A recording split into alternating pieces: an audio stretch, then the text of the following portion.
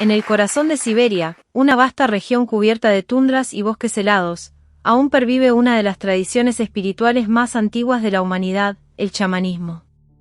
Aunque hoy en día muchas culturas han evolucionado hacia otras formas de creencias, una parte significativa de los habitantes del norte de Asia sigue practicando rituales chamánicos, manteniendo vivas costumbres que han perdurado durante milenios. Muchos investigadores consideran que Siberia es la cuna del chamanismo. Sus habitantes, divididos en diversos grupos étnicos, han transmitido de generación en generación un legado de conocimientos espirituales y prácticas místicas que conectan al ser humano con el mundo natural y los espíritus. Para los etnógrafos que estudiaron estas comunidades, los pueblos siberianos representan el origen de la idea misma de chamanismo, ya que en esta región se encuentran múltiples variantes de esta tradición, con una asombrosa diversidad de creencias y rituales. El término chamán proviene de la lengua evenki y se extendió a otros idiomas, incluyendo el ruso y las lenguas occidentales. Cada pueblo siberiano tiene sus propias palabras para referirse a estas figuras espirituales. Por ejemplo, en las lenguas nanay y ulcha se le llama samán, mientras que en manchú se usa sama. Entre los yucaíres existen variantes como alman o bolmen, y en los pueblos mongoles y turcos aparecen términos como qeim o xeim. Cuando se habla de una mujer chamán, las palabras cambian, pero curiosamente muchas de ellas derivan de un mismo origen. En la lengua yakuta se dice iduan, en buriato udagan y en evenki udugan. Estas variantes parecen remontarse al nombre de Etugen, la diosa del hogar y de la tierra en la mitología mongola. La antropóloga María Zaplica observó que, mientras los nombres para chamanes hombres varían bastante, los términos para las mujeres chamanes tienen una raíz común. A partir de esto, propuso la teoría de que en los orígenes del chamanismo, quienes primero desempeñaron este papel fueron las mujeres. Uno de los aspectos más fascinantes del chamanismo siberiano es su creencia en los viajes espirituales. Los chamanes, a través de la música de sus tambores y cánticos sagrados, entraban en estados de trance que les permitían viajar a otras realidades. En estos viajes, podían buscar el alma perdida de un enfermo para devolverle la salud, comunicarse con los espíritus de los ancestros o incluso explorar los diferentes niveles del cosmos. Estas prácticas aún se encuentran en pueblos como los Oroch, los Nanasan o los habitantes de la región del Altai. Así, en el frío y místico paisaje de Siberia, el chamanismo sigue vivo, siendo más que una religión, una forma de entender la existencia y la conexión profunda entre los seres humanos, la naturaleza y el mundo espiritual. El chamanismo en Siberia es increíblemente variado, y uno de sus aspectos más fascinantes es el uso de la música y el canto para conectar con el mundo espiritual. En muchas de estas culturas, los sonidos que los chamanes producen no son solo melodías, a menudo intentan imitar la naturaleza misma. Es común que los cantos chamánicos reproduzcan el sonido del viento, el murmullo del agua o los llamados de los animales, logrando así una comunicación más profunda con los espíritus. Curiosamente, esta práctica no es exclusiva de Siberia. Los Sami, un pueblo indígena del norte de Europa, aunque no sean siberianos, comparten muchas similitudes con las culturas chamánicas de esa región. Su tradicional canto yoik solía emplearse en rituales chamánicos y, con el tiempo, ha evolucionado en dos estilos distintos, uno más moderno, que suelen interpretar los jóvenes, y otro más antiguo, casi susurrado, que recuerda a una especie de encantamiento. En muchos casos, los yoiks buscan imitar la naturaleza, lo que los aleja de otros estilos musicales como el bel canto, que busca potenciar la voz humana hasta límites casi sobrenaturales. En Siberia, este arte de imitación de sonidos naturales también se encuentra en diversos rituales chamánicos. Entre los Oyot, por ejemplo, los cantos pueden reproducir el sonido de los lobos o de las aves, ya que estos animales son vistos como guías espirituales. Algo similar ocurría en las ceremonias de los Nanasan, donde algunas mujeres imitaban el sonido de una cría de reno con la esperanza de aumentar su fertilidad. Y en 1931, un investigador llamado A. Popov presenció un ritual en el que el chamán Yuka de Kosterkin imitaba el rugido de un oso polar, creyendo que se estaba transformando en el animal. Pero la imitación de la naturaleza a través de la música no se limita solo a Siberia ni exclusivamente al chamanismo. Un ejemplo fascinante es el canto de garganta inuit, practicado por mujeres. Además de utilizar una técnica vocal muy particular, este canto a veces reproduce sonidos de animales, como los gansos. En algunos casos, esta habilidad también tiene un uso práctico. En la caza, los inuit pueden imitar los sonidos de ciertas presas para atraerlas. El uso de la voz como un puente entre el ser humano y la naturaleza parece ser una práctica universal, presente en distintos rincones del mundo. Las lenguas uráricas forman una familia lingüística con una historia fascinante, aunque no todos sus hablantes han vivido en Siberia ni han practicado el chamanismo. De hecho, los grupos más numerosos dentro de esta familia, como los húngaros y los fineses, están lejos de Siberia y son mayoritariamente cristianos. Algunas comunidades, como los sami en el norte de Europa, mantuvieron sus tradiciones chamánicas hasta el siglo XVIII. Otros pueblos uráricos, como los maris, han conservado ciertos vestigios de creencias y prácticas chamánicas, aunque de manera más simbólica que activa. La historia de los pueblos uráricos está llena de migraciones y cambios. Aunque la mayoría de ellos hoy en día vive fuera de Siberia, se cree que algunos grupos fueron originarios de esta región antes de desplazarse a sus actuales territorios. Hay cierto debate sobre dónde se ubicaban exactamente los primeros pueblos proto-uráricos, pero algunos estudios sugieren que su hogar ancestral estaba entre los ríos Kama y Viatka, al oeste de los montes Urales. Dentro de esta gran familia lingüística, los samoyedos han sido de los grupos que más han mantenido sus tradiciones chamánicas hasta tiempos recientes. Entre ellos, los nanasan, que vivieron en relativo aislamiento durante siglos, han conservado el chamanismo más que otros pueblos. De hecho, algunos de sus rituales aún podían presenciarse en el siglo XX. Los chamanes nanasan tenían distintos tocados dependiendo del tipo de ritual que iban a realizar, uno especial para conectar con el mundo de los espíritus celestiales, otro para el inframundo y un tercero para acompañar los nacimientos. Los nenets, otro pueblo samoyedo del norte de Siberia, también tenían diferentes tipos de chamanes, según la conexión que establecieran con el más allá. Algunos se especializaban en comunicarse con los dioses del mundo superior, otros con el inframundo y algunos con los espíritus de los muertos. Entre los nanasan, por su parte, se realizaban rituales chamánicos incluso hasta el siglo XX, y en los años 70 todavía pudieron registrarse en vídeo algunas de sus ceremonias. Una de las más importantes era el rito de limpieza de la tienda tras la larga noche polar, en el que se llevaban a cabo sacrificios como ofrenda. En los montes Sayans, hubo pueblos que en algún momento hablaron lenguas samoyedas meridionales, pero con el tiempo muchas de ellas se perdieron debido a la influencia de los pueblos túrquicos vecinos.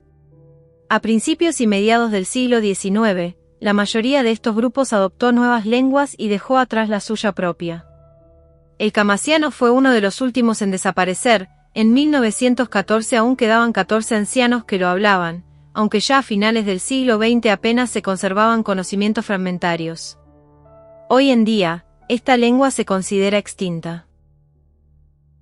Aunque las lenguas samoyedas fueron desapareciendo en la región, el chamanismo sobrevivió durante más tiempo, especialmente entre ciertos grupos como los karagas.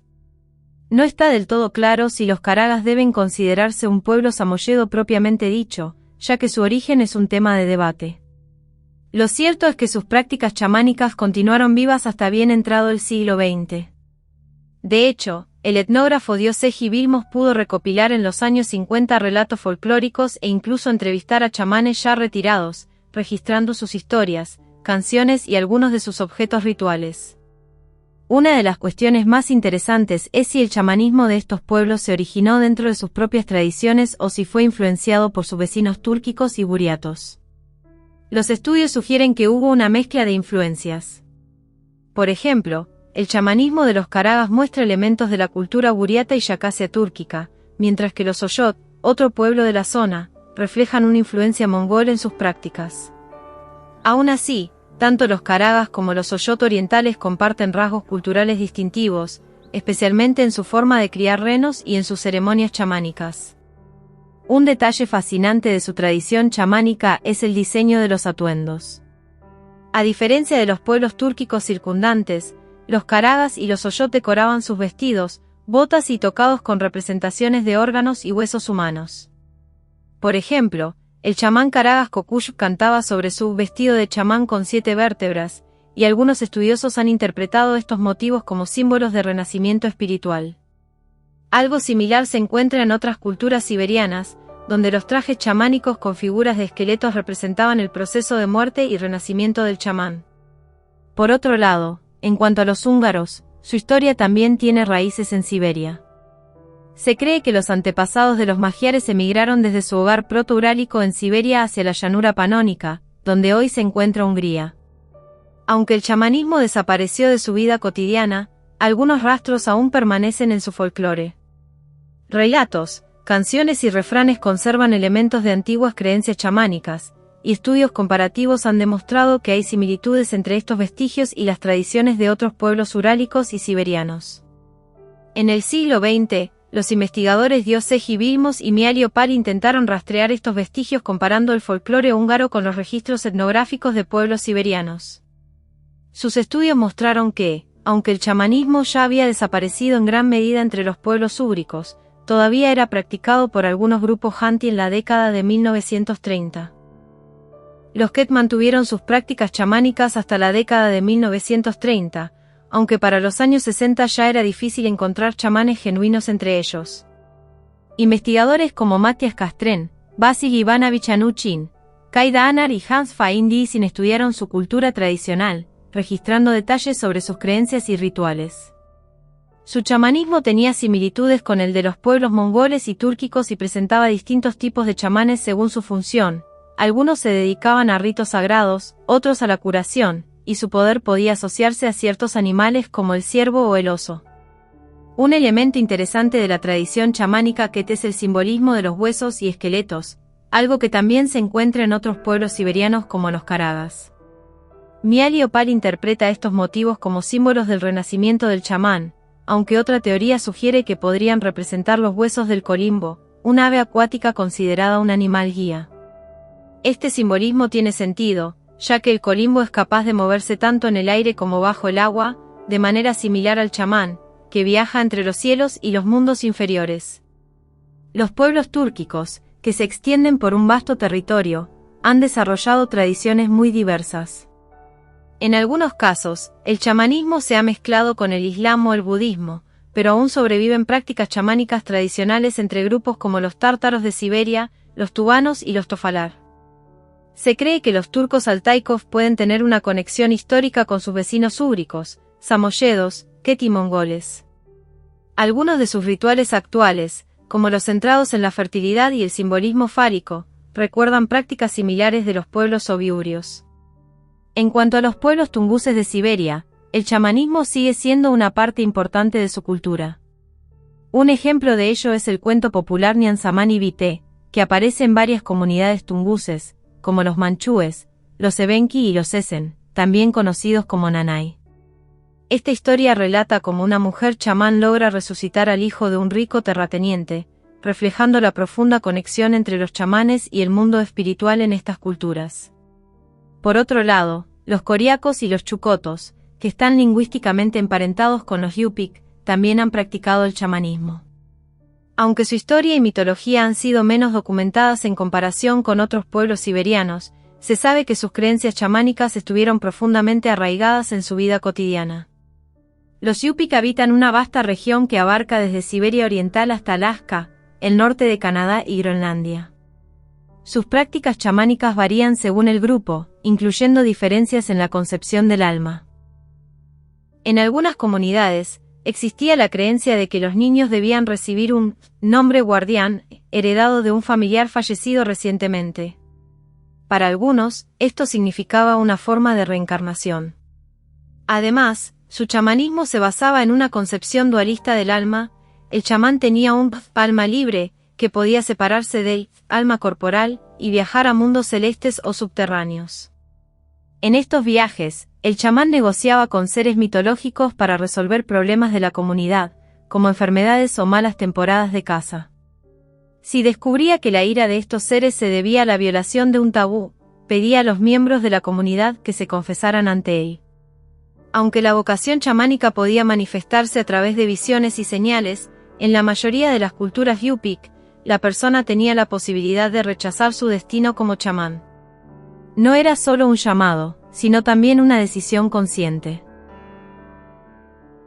Si te ha gustado el contenido y deseas contribuir al crecimiento continuo de este canal, te invito a considerar la posibilidad de suscribirte a mi canal de YouTube. Puedes hacerte miembro por menos de 3 euros al mes. En el apartado de tienda, podrás acceder al merchandising de Estudio Alejandría. No solo estarás apoyando mi creatividad y esfuerzo, con tus compras, sino que también tendrás acceso exclusivo a contenido más detallado y enriquecedor. Como suscriptor, formarás parte de una comunidad comprometida con el desarrollo y la exploración de nuevos temas. Tu apoyo es fundamental para seguir creando contenido. Únete a la comunidad y sé parte de esta emocionante aventura. Y hasta aquí llegamos con este emocionante contenido. Si te ha gustado y quieres seguir explorando temas fascinantes como este, no olvides suscribirte al canal y activar la campanita para recibir notificaciones de nuestros nuevos videos.